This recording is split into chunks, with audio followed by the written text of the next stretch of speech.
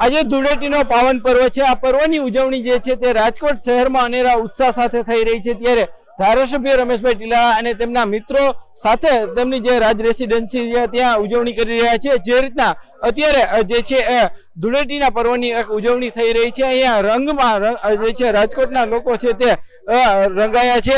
શું કહેશો, આજે ધૂળેટીના પર્વની ઉજવણી કરી રહ્યા છો, કેવો માહોલ છે? ધૂળેટીનો માહોલ હોળી ઉજવવાનો તો હંમેશને માટે સુખદાયી હોય છે। મિત્રો સાથે, પરિવાર સાથે આ હોળીનું આયોજન છે। આદરણીય ધારાસભ્ય શ્રી બધાને શુભેચ્છા આપે છે, આખા ગુજરાતને આપે છે, ત્યારે હોળી ઉજવવાની ખૂબ આનંદ આવે છે। ચોક્કસથી ધારાસભ્ય રમેશભાઈ, શું કહેશો, કેવો માહોલ છે અત્યારે ઉજવણી કરી રહ્યા છો? આજે ધૂળેટીની ઉજવણી અમારી રાજ રેસિડેન્સી સોસાયટીમાં કરી છીએ અને રાજકોટના સૌ અગ્રણી લોકો આવ્યા છે અને અમે લોકો સાથે મળીને ઉત્સવ ઉજવીએ છીએ। અને હું રાજકોટના અને ગુજરાતના સૌ ભાઈઓ બહેનોને શુભેચ્છા આપું છું હોળીની, અને એક સંદેશો પણ આપીએ છીએ કે રાજકોટ એક તહેવારો ઉજવવા માટેનું એક ખૂબ શહેર છે। રમેશભાઈ, ખાસ કરીને રંગનો તહેવાર છે, આપના પર રાજકારણનો રંગ ચડ્યો છે ખરા? ધારાસભ્ય જો રાજકારણનો રંગ તો નથી ચડ્યો, પણ રાજકારણ અમે એટલા માટે કરીએ છીએ કે રાજકારણ અને સત્તાના માધ્યમથી વધુ લોકોને કેમ અમે ઉપયોગી થઈ શકીએ અને વધુ લોકોની સેવા કેમ કરી શકીએ, એવો ઉદ્દેશ છે અમારો। ખોડલધામ સાથે પણ સંકળાયેલા છો, ભક્તિનો રંગ, સેવાનો રંગ કેવો છે તમારા જીવનમાં? ચોક્કસ અમારે ખોડલધામનો પણ એ જ ઉદ્દેશ છે કે લોકોને કેમ આપણે મદદ કરી શકીએ, વધુ વધુ લોકો સુધી કેમ આપણે સેવા કરી શકીએ, એવો અમારે ખોડલધામનો પણ ઉદ્દેશ છે અને અમે પણ એમાં સાથે જોડાયેલા। અહીંયા બહેનો છે, આપણે એમની સાથે પણ વાત કરવાનો પ્રયાસ કરીશું। બેન, ધૂળેટીનો પર્વ કેટલો મહત્વનો? બહુ મહત્વનો છે અને બહુ બધાને મજા આવે છે, બધાને આનંદ એટલો થાય છે। હા, આજના તહેવારની કેટલા સમયથી રાહ જોતા હતા? ઘણા ટાઈમથી જોતા હતા, કેમ કે બધાને બહુ આનંદ જ આવે છે। અને બધા જે છે બહેનો છે તે ધૂળેટીના પર્વની ઉજવણી કરી રહ્યા છે અને ઉત્સાહ સાથે જે છે ધૂળેટીના પર્વની ઉજવણી છે તે ધારાસભ્ય રમેશભાઈ ટીલાળાના જે છે ઘર છે ત્યાં થઈ રહી છે। હાર્દિક જોશી, ન્યૂઝ 18 ગુજરાતી, રાજકોટ।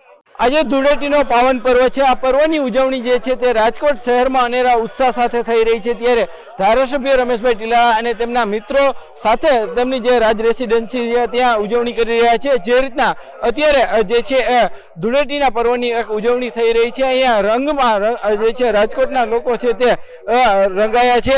શું કહેશો, આજે ધૂળેટીના પર્વની ઉજવણી કરી રહ્યા છો, કેવો માહોલ છે?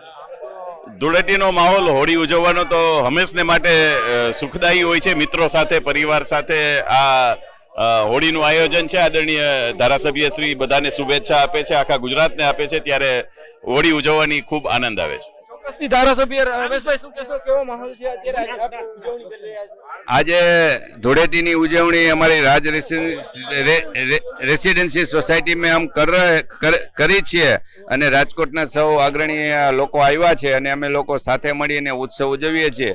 અને હું રાજકોટના અને ગુજરાતના સૌ ભાઈઓ બહેનોને શુભેચ્છા આપું છું હોળીની, અને એક સંદેશો પણ આપીએ છીએ કે રાજકોટ એક તહેવારો ઉજવવા માટેનું એક ખૂબ શહેર છે। રમેશભાઈ, ખાસ કરીને રંગનો તહેવાર છે, આપના પર રાજકારણનો રંગ ચડ્યો છે ખરા? ધારાસભ્ય જો રાજકારણનો રંગ તો નથી ચડ્યો, પણ રાજકારણ અમે એટલા માટે કરીએ છીએ કે રાજકારણ અને સત્તાના માધ્યમથી વધુ લોકોને કેમ અમે ઉપયોગી થઈ શકીએ અને વધુ લોકોની સેવા કેમ કરી શકીએ, એવો ઉદ્દેશ છે અમારો। ખોડલધામ સાથે પણ સંકળાયેલા છો, ભક્તિનો રંગ, સેવાનો રંગ કેવો છે તમારા જીવનમાં?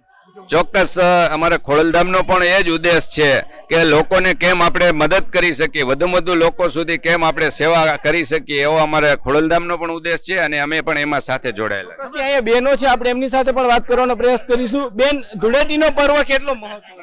બહુ મહત્વનો છે અને બહુ બધાને મજા આવે છે, બધાને આનંદ એટલો થાય છે।